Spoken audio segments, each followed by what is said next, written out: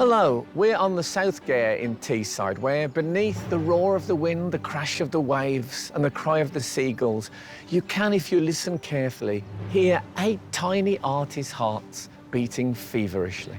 And no wonder, because today we're asking them to tackle an industrial landscape on an epic scale. You know, we could have called this episode Top Gare. Welcome to Sky Arts Landscape Artist of the Year. In this series, we challenge 48 artists to paint some of Britain's most striking scenery. Today, 8 of those artists are tasked with transforming this reclaimed industrial landscape into 8 inspiring works of art. 3 of our artists are professional: David Nelson, Brien Vahi and Julian Bovis.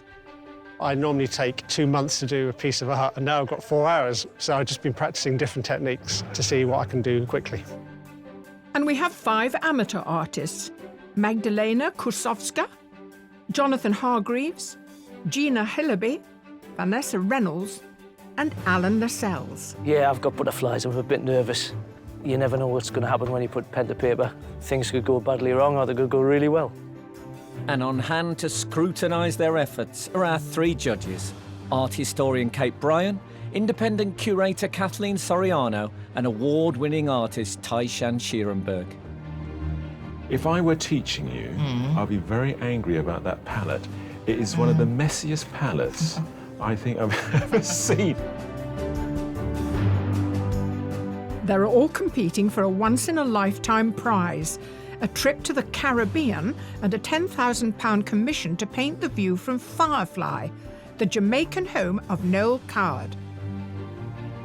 And our 8 selected artists aren't the only ones hoping to secure the prize. 50 other artists, our Wildcards, are here to try their luck at winning a place in the semi-finals.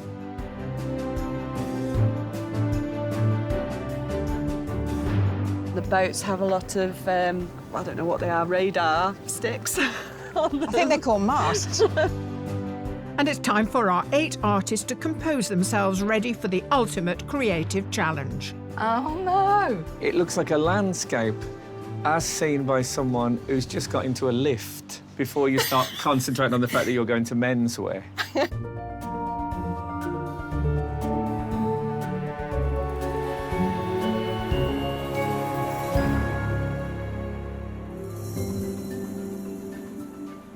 On Teesside today, our artist pods offer views of fishermen's huts in the foreground, with the last remnants of the great iron and steel industry creating a dramatic silhouette in the background. As our artists settle in, the judges have a chance to study the submissions they entered with. OK, judges, this is a really exciting moment for you to see them. Yeah. Now, look, this is a little gem. Yeah, I think it's really imaginative the way that they've used these collaged elements to create a scene which feels slightly recognisable, but it still holds back from us. Yeah. Yes, it's a dystopian view, but full of texture, full of life, and I think they're going to be really comfortable today. Yeah. Now, this is interesting because this is about light, isn't it? What catches your eye are all the points at which the light is caught. It has also got a sense of decay, and there is a sense of sadness at something falling apart. And there we've got industry, and the same thing has happened there. So I think they'll do very well today. My first question here is, why is it in 2 parts? The artistic licence, ultimately, I think, but it's rather wonderful being in 2 parts. I quite like that diptych element to it. I think that the way they put the paint on is great because they haven't blended it too much. So even when you get to the mountain, you get to see these great lilac slabs. And you have exactly that colour on the hills here as well. Now, we said today was an epic challenge. This is an epic submission, isn't it? Yeah, I don't think we've ever had anything quite like this in terms of the scale, the detail, but also the subject matter. We're clearly looking at a bombed-out city, probably somewhere in the Middle East. Yeah, I really like the negative space in the middle too. because it almost echoes the shape of the minaret, the tower on the right-hand side. I love the colours, I love the palette, I love the little cars. You need a good bit of car painting on the side of the quay. The working port. Touch of smoke from the factories here. Cranes, it's just all here. So, yeah, I think they're going to have a very good day. It feels like a northern artist gone to Rome to paint the ruins there. I mean, I think it's very beautiful. It is very old-fashioned in its palette, the way the paint is put on, the brown ground coming through. It's beautiful. So this is the second of our collages. It feels actually like they are pretty good at what they do, and they know how to create all these sort of dissecting planes and some sort of mismatched information. So I hope that today we do see this same sort of confidence, and this wasn't just a sort of lucky break. Now this is on board, and again we've got ink. What I like about it is that contrast of the glass and steel buildings and the steel bridge with the very organic surface it's drawn onto. I think that it works well. I don't know that I'm completely in love with the blue bridge because it feels a bit like a gimmick. The reflection of the water under the bridge, just done with ink. Yeah. That's quite something.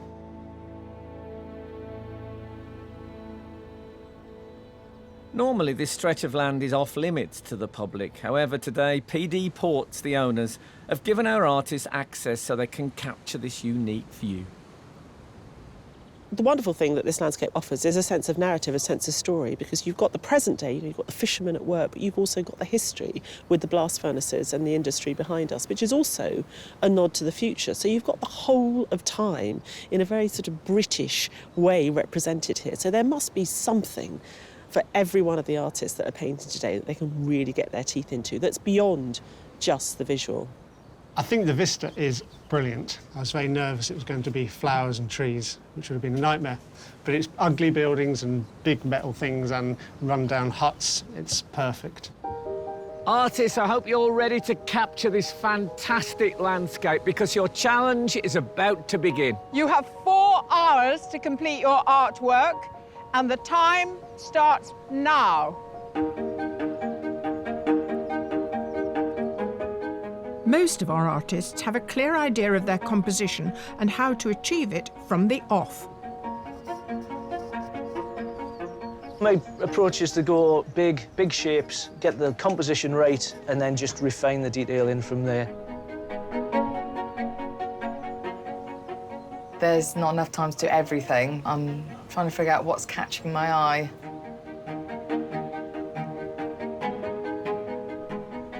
I will try to find the right composition I'm feeling kind of excited about. I will do some sketches, try to figure out the values, show the depth as well. I start by applying a lot of collage to the board, but I only work very loosely representational as well. What I'm trying to do is get a feel for the place.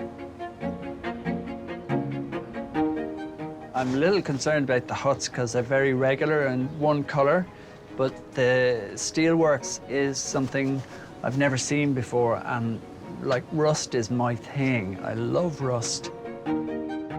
Brien Vahi works as a professional artist and runs workshops from his home in County Wicklow. His submission and painting of his local countryside is typical of his panoramic approach.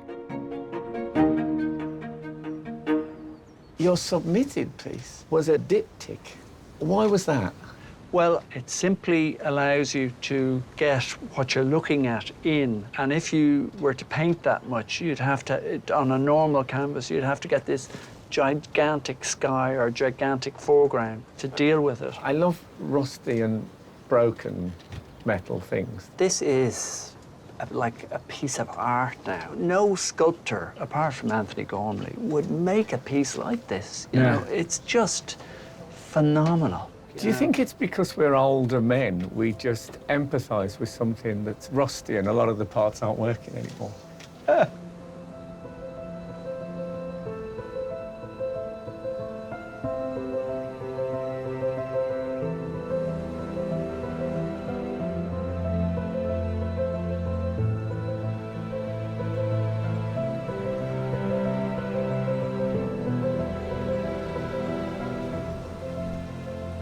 I'm worried about the wind because it's a really windy place. Got things like cardboard, newspaper, brown paper bags and wrapping paper. This is some coffee that I'll stain paper with and then cut out the shapes I want. Amateur artist Gina Hillaby is studying fine art at Hull University. However, at home she indulges her passion for collage. Her submission is of Spurn Point Bunker, in which he's used paper and stains to create textures that convey a sense of the dreary weather conditions on that day. Do you think it's important that people who are like making collages also understand how paint and acrylic or sculpture works, or do you think that they're completely different, unrelated things? I think you just kind of mess. You can just mess with the materials. You don't really have to know the way to do it. So have you tried sculpture as well then? Yeah, I do. Sculpture and printmaking are my main thing at uni. Because you like the stuff. That's what you like. But I can see you're responding to the colours beautifully, and you'll be falling off the edges of your board. Yeah, I can't commit to the edge. You can't commit to the edge? If you were working on a page as big as this pod, would you still be trying to get outside? Yeah. Does that mean you're essentially unruly and chaotic and you want to break free of all the barriers? So rebellious. You are. On the other side of the Gare, around a small harbour, are 50 wildcard artists willing to brave the elements for a chance of a place in the semi-finals.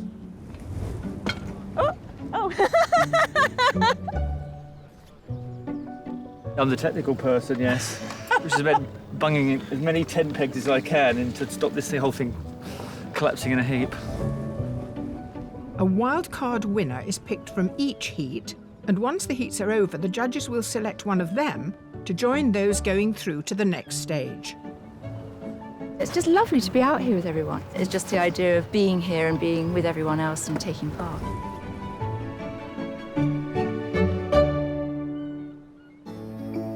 For one of our heat artists, it's definitely a case of the devil's in the detail. I draw firstly with my Lucky Joiner's pencil. So I draw big and bold and then gradually refine, and eventually with pen and ink on top of that, rub the pencil out, and then you've got a pen and ink drawn underneath it. Amateur artist Alan Lascelles is a health and safety manager who has recently rekindled his love of art after 30 years. He's developed a taste for painting on wood, and his submission of the Gateshead, Sage and Tyne Bridge is a combination of ink, acrylic and watercolour on palette boards. Hi, Alan. Hello. Thanks for not ripping up the floorboard of our pod to make your work. Oh, there is a loose one then. You got your eye on it. Yeah. Wow, you've done a lot already. Yeah, fast. Work fast at the start and then you slow down later on. You did such a sensitive thing in your submission where you had everything very monochromatic, and then you decided the bridge had to be blue. Yeah. So will we get green huts? I don't know yet. You don't know? I think throughout the day, Yeah. I'll see which colour feels best. It might be rusty brown, it might be green. How do you get this lovely effect? When I start to do a bit of maybe ink wash, the ink wash will bleed into some wood, but it won't bleed into another piece because all the pieces of wood are different, so you get different effects. Absolutely. Well, I think you've chosen a very good format. I really like the composition. I'm interested to see where you take it. Good. Lovely start. Thank you.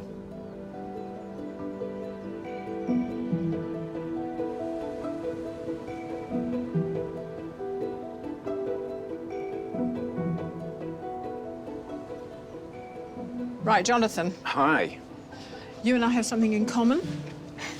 You know what it is? It's regional, isn't it? We come from Stockport. Yeah. So, an industrial landscape like that isn't a great shock to you? No, I grew up sort of looking at things like this, I think. Amateur artist Jonathan Hargreaves trained as an illustrator. He's drawn to man-made forms, as we saw in his submission of a building site in Castlefield, Manchester. He takes great care over his palette to allow the colours to work in harmony. This is your own palette, which is full of yellows and ochre greens. Well, it is, but it's all about kind of tonal contrast. I'll work in the darker, richer colours and then start to make it more mute as it goes. It is abstract. I can see that it's abstract, but it also looks like what I'm looking at over there. So what are you going to do about the sky? I just bang it in. You bang it in? Yeah. You mean you put blue paint there? More or less. That's simply that. You've just got to put the right colour next to the other right colour. I think hopefully it'll work. But it's at a transitional phase. OK, you're happy where you are at the moment?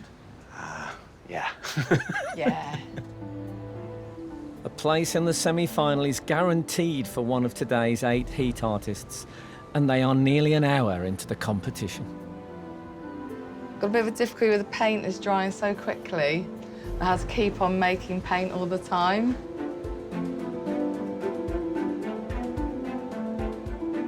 It's really about getting those right notes of hues and tones. We've got these powerful greens.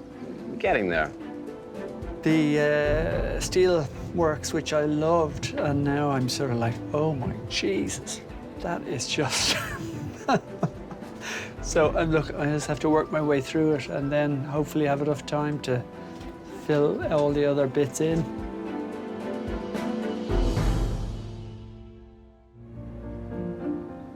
Here at South Gare in Teesside, our 8 heat artists have had an hour to settle into the challenge. But for one artist, it hasn't all been straightforward. It's very tricky, all the shapes are very tricky, so I'm still working out where they all go. Some of them are wrong, so I'm moving those. So these colours are a little bit cruise at the moment, but hopefully I shall hone them to perfection.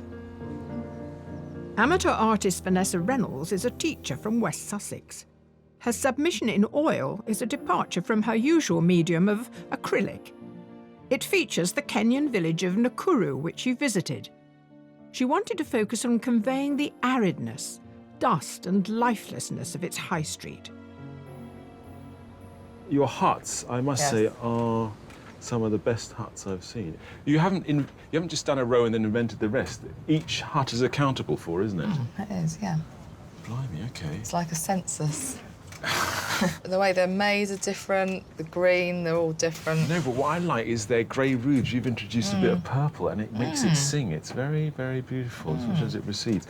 Now, if I were teaching you at my art school, I'd be very angry about that palette.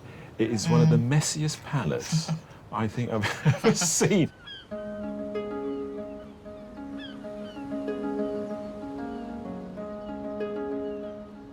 And while some artists have a very casual and relaxed approach to their work, for others, the process is far more formulaic.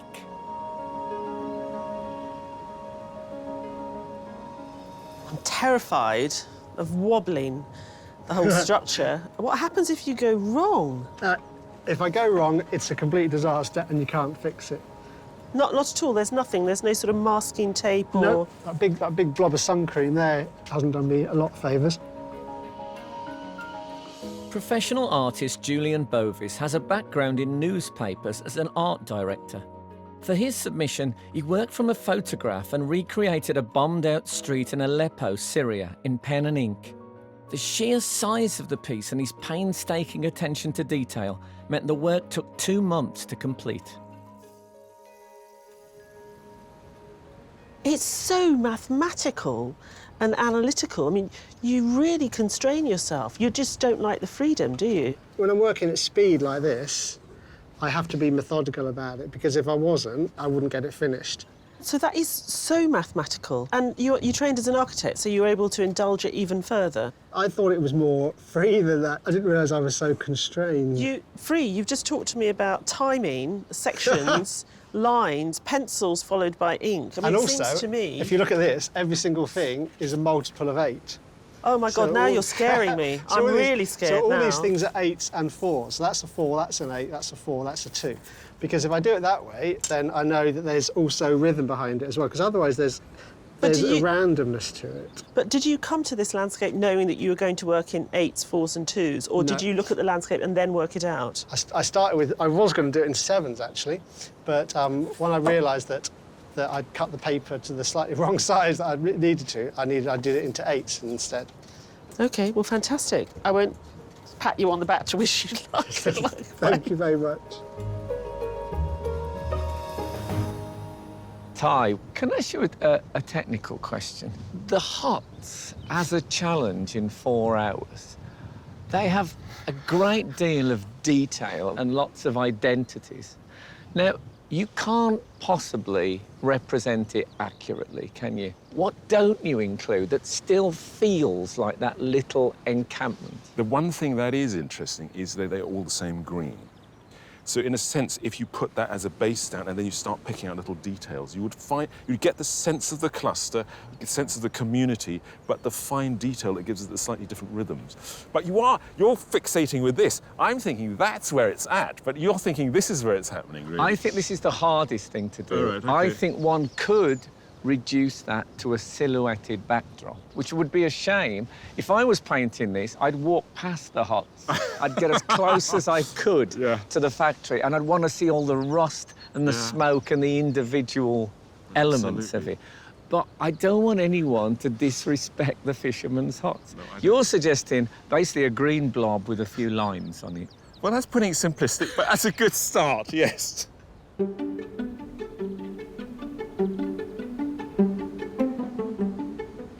With generous lashings of paint making their way onto the canvas, some artists are having to adapt to the environment. I'd never worked outside up until 2 months ago, so that was a bit of a novelty.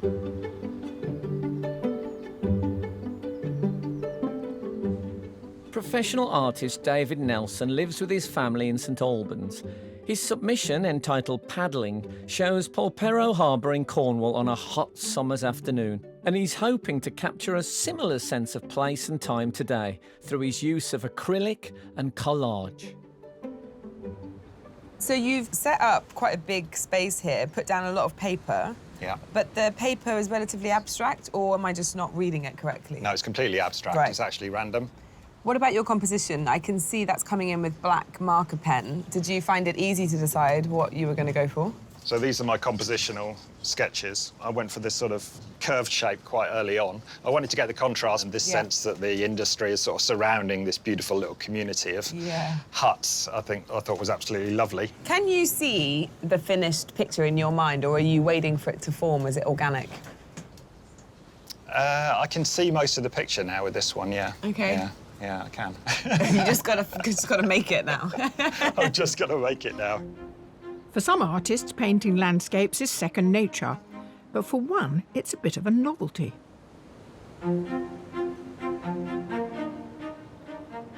Well, I discovered my passion for painting last year. The painting I submitted was, really one of the first ones that were kind of successful. Yeah, I'm pleased it got accepted. Yeah, we'll see how it goes now, because I still don't feel very much like a pro. So. Amateur artist Magdalena Kusowska is an illustrator in the film industry. For her submission, she chose oil and a classical style for her depiction of Welsh landmark Trytawa Castle.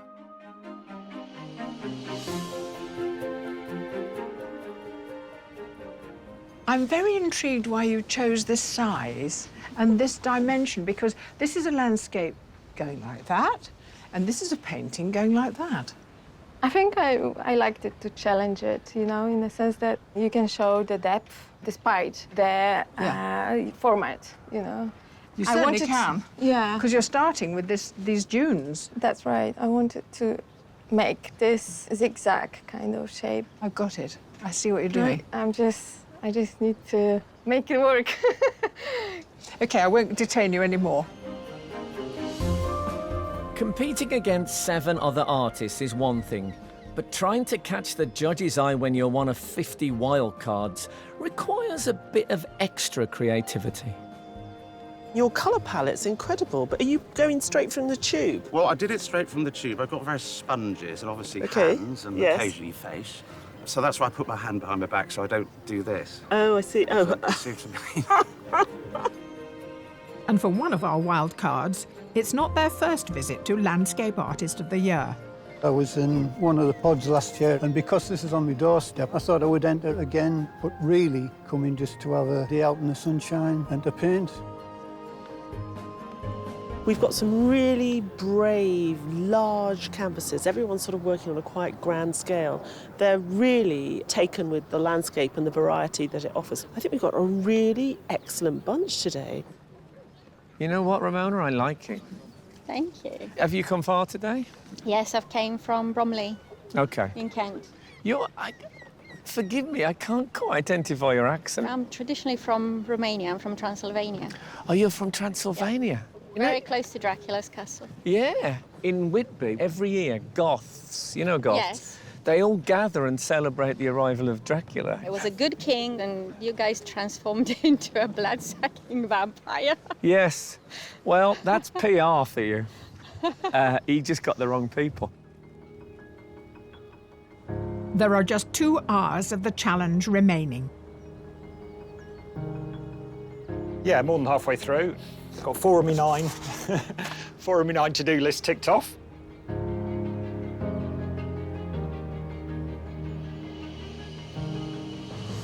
My only dilemma at the moment is where I bring the colour in. I was going to paint the sheds green, but I like the sheds the way that I've drawn them there, and I don't want to do any more to them.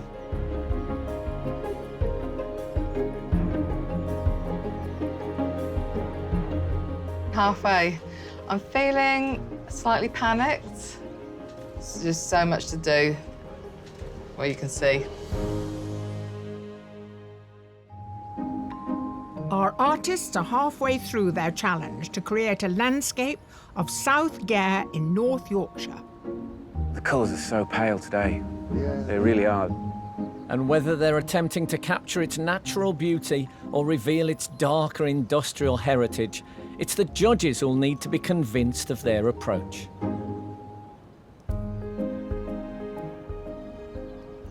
Esteemed judges, welcome.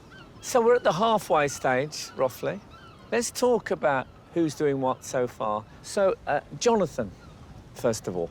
I think has he got the biggest canvas here? So Yeah, he's really yeah. gone for the big composition. He's interested in finding his way organically through it. He says he doesn't really know what the painting's going to look like because he's got to wait to see what the paint does. So he's an artist who's very much led by the material aspects of the paint and the way it plays around. OK, Vanessa. She's done really well in capturing the light and a sense of movement through. She's found a pathway, which I think is pretty impressive. My worry is time, and I'd rather, actually, she left a lot of it unfinished and just gave us that kind of lovely light bursting through in one area, and she could just do the huts and I'd be happy, but I want to see that light. Julian. I was quite surprised to see him being quite methodical and reducing everything to a pattern. It's not even a pattern, it's maths. So it's based on the number 8 and 4 and 2. Are you actually, telling me that this is painting by numbers? It's drawing lines by numbers. But now he's gone all freeform, so he's putting all those sort of almost indigenous curly shading into the section. You know what it reminds me of? It reminds me of tattoos. Yeah. You know, he's got that dense kind of patterning to it. OK, Gina. Gina's made an awful lot of mess, and you get up close and it's just a tiny little work that's as much about what she's not putting in as what's there. You know, it's definitely sort of trial and error and working it out. I don't really get a sense that she has in her mind what she wants it to look like, which is kind of exciting. She's so quiet and so focused. I mean, I'm just watching her here. She's looking up and at the landscape all the time, and everything is absolutely perfectly observed. She's so meticulous. What about Brien? His palette is just the beautiful colours. It's just the colours sing, and it's just reinterpreted in such a beautiful way. Yeah. It's a yummy, yummy painting. He's not a fast painter, but there's enough there to really give us the same kind of confidence that we had in the submission, the way that he puts down the paint. For over 100 years, this stretch of coast has attracted local iron and steel workers keen to enjoy a spot of fishing in their spare time. The closure of the Redcar Blast Furnace 2 years ago marked the end of Teesside's great iron and steel-making industry. But that hasn't deterred many retired workers from coming back to the area to keep up their fishing habit. Some are lucky enough to own one of the 101 green fishermen's huts. We fish on the beach and we also fish on the Gare end, which is where the lighthouse is. And we fish for mackerel off the jetty, and you'll get the odd cod. After the Second World War, fishermen were granted permission to build the huts on condition they adhered to a number of guidelines. One was that the huts had to be painted a particular shade of green, and the other referred to members of the opposite sex. Paragraph 6. No female shall be permitted to use any hut or to be on the site after sunset. When the wife comes down, she'll pick faults of the cabin, look at the dust and all this. So then I scatter her.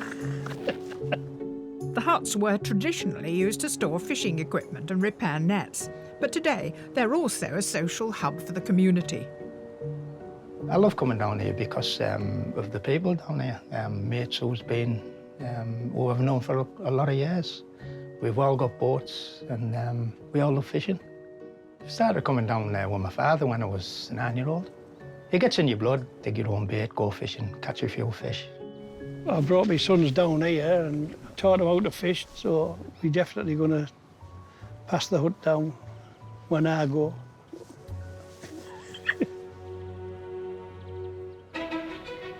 Completely exposed to the elements, today's wildcard artists have been in luck where the weather's concerned. It's really interesting how different everybody sees things, all the different mediums that people are using.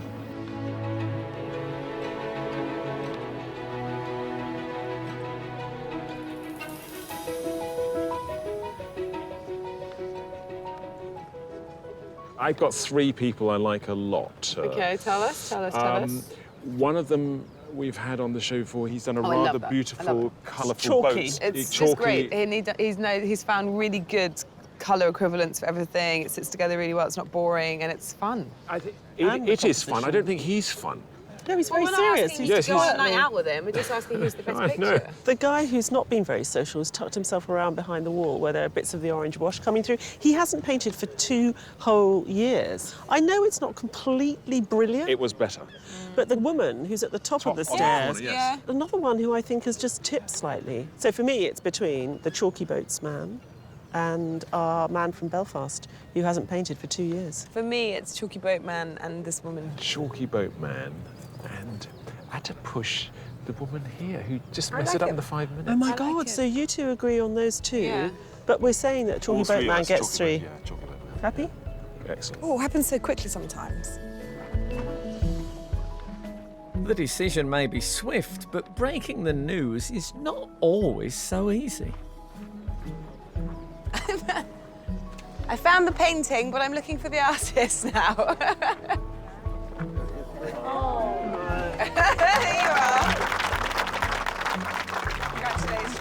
Love it. Roy Carlos from Hartlepool will take his place in a pool of winning wildcard artists, and when the heats are over, one will be selected to take part in the semi-final. There are just 30 minutes to go, and our 8 artists need to decide which aspects of their artwork to focus on. There's areas that I would like to spend a few more hours on. I'm half an hour away, I've got 2 hours work to do. I'm not happy with a single part of it, but I'm OK with the whole of it. What else have you got to do on this? It looks perilously close to being finished to me. Maybe adjust a few things tonally.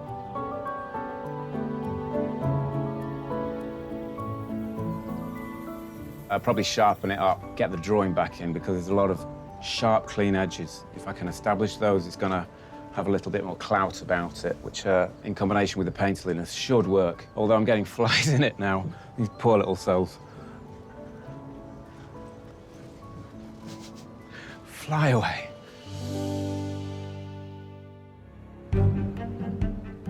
Here on this reclaimed industrial shoreline of Teesside, our 8 artists are nearing the end of their 4-hour challenge.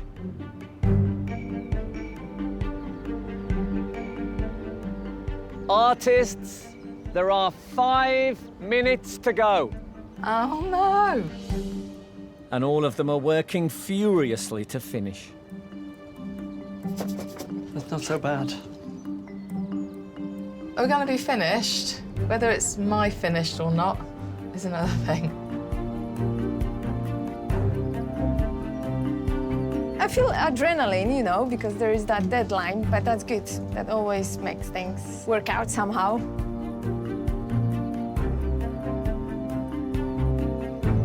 Every once in a while I get a little bit anxious, so I remind myself to breathe and calm myself down.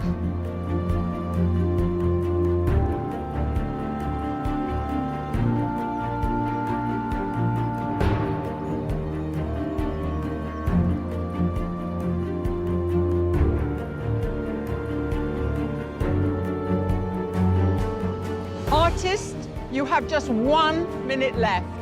1 minute.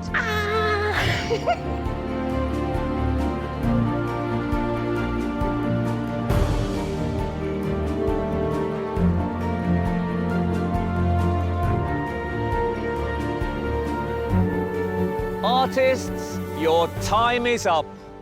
Put down your utensils and stand back from your work.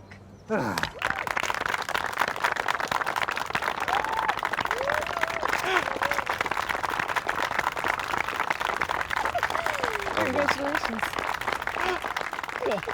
Our 3 judges will be drawing on all their expertise to pick today's winner. But you don't need to be an artist or an art historian to have an opinion. Do you like that? I love it. Do you? I love the interpretation of the Yes. scene. I love the layers, the geometric design. Do you think that looks finished? Yes, they've even got somebody's car in the corner as well. Yeah. They're boring. The huts are boring. And she's managed to get a real bit of impact out of them. Yes, yeah, definitely. Just sort of loses foreground a bit, I think. Nice colours though, isn't it? And when you compare it to the others, it's such a different style. Everyone's got different style. This one's really very bold. It's very bold brush strokes. Yeah. Really wonderful. With the artist's work complete for the day, it's time for the judges to decide on the winner. And they start by a process of elimination to narrow them down. Do you know what I really love about Gina? It's all very small and controlled and contained, but there's a really sort of rebellious part of her that's just trying to break out. She's captured the distance we've got here, and she's done it in a very crisp and clear way. I think it's a little gem. From chaos must come order. The huts are all in order, like soldiers. I love the different patterns. I think he's very inventive. Do you know, I just particularly love the sky. I can see he's found something to stand in for the landscape. It doesn't give me this landscape. It's not quite as sophisticated and resolved as I'd like it to be. It feels like I'm looking at an unfinished work. I just think he has such a gift for putting a colour palette together that's interesting and different, and it's like his unique signature, isn't it? She hasn't really resolved a lot of the passages of paint. This feels too scratchy at the bottom for me. So I don't think she paced herself very well. She's picked up on the lovely colours that you find in the hills with the shadows, and I think that's beautifully done. I really liked the way this was developing during the day, but then when he introduced the lawn tennis court here, the green, I just thought it was a bit over-ripe. I was really worried till he had it popping up through the huts. Oh, but doesn't that irritate you? No, I think it's great. It's just so It irritating. It brought the foreground into the back. It's just so tricksy. I like the way he tries to create the foreground by having the grasses here. There's a bit of three-dimensionality here, but otherwise it's very flat and doesn't seem to hang together. I don't feel there's any space. I don't often like people who put down paint in this sort of messy, dibby-dabby slight way.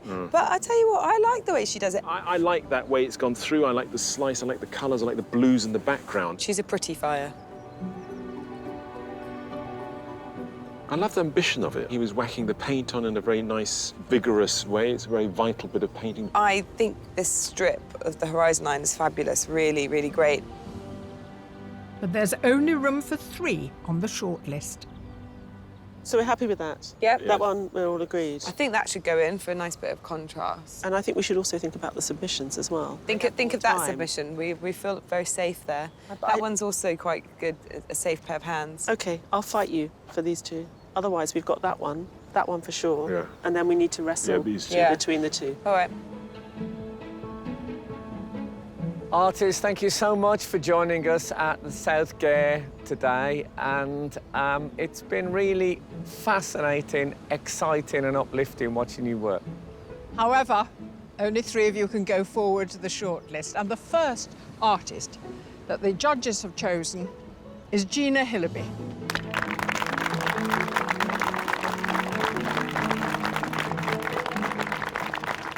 And the second artist on that shortlist is Alan Lascelles.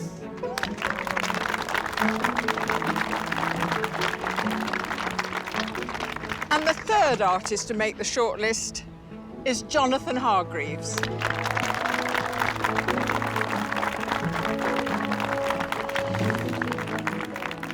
And I know they always say this, but it was a really high standard today. There was some fascinating art, a lot of it done by you five. So thank you so much for coming. It's been brilliant. Well done.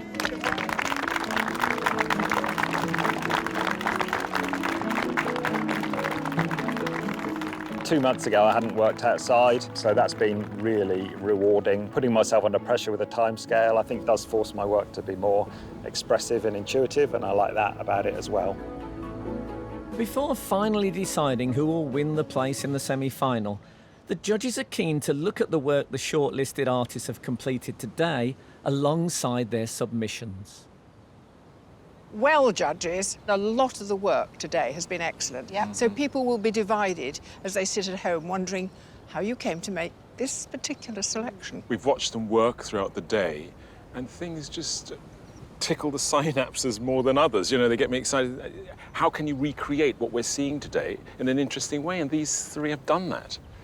There was a level of sophistication in Alan's work. I love the way in which he deals with the shadows and the way in which he's dealt with the foreground and the background. Also, I think he pushes and pulls the graphic quality by adding all the organic background and playing around with paint and creating these beautiful accidents. What about Gina? There's a tentativeness, there's a nervousness. She's trying to break free of the borders. In the delicacy of that horizon and the jumble of buildings, I mean, there's great power and clarity. So, Jonathan? I think that what Jonathan did today was very, very beautiful without being boring. I like the way all the colours bleed through. You have this sort of bright, burnt, rusty orange that keeps poking out. But the foreground is right there in your face. And I think one of the things he really struggled with today was not being closer to the huts. There are some issues, but the beautiful treatment of the hills in the background behind, setting those rusty buildings sort of against that backdrop is beautifully done. Well, you did have a difficult job choosing today. Yeah, we today really was did. a real harvest of talent, and Yeah. I think that was a real pleasure for everyone. It was a great day. Let's celebrate that. Gina, Alan, Jonathan, well done on making it through to the top three. But, as you know, only one of you can go through to the semi-final, and the judges have made their decision.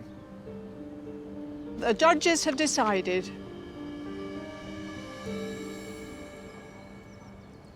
Jonathan Hargreaves.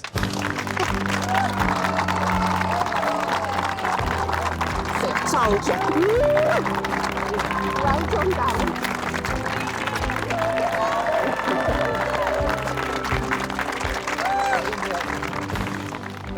Very emotional. Just holding it together, just about. Great work. Well done. Congratulations. This is a much-needed confidence boost. There's no two ways about it. I'm gonna let it try and sink in.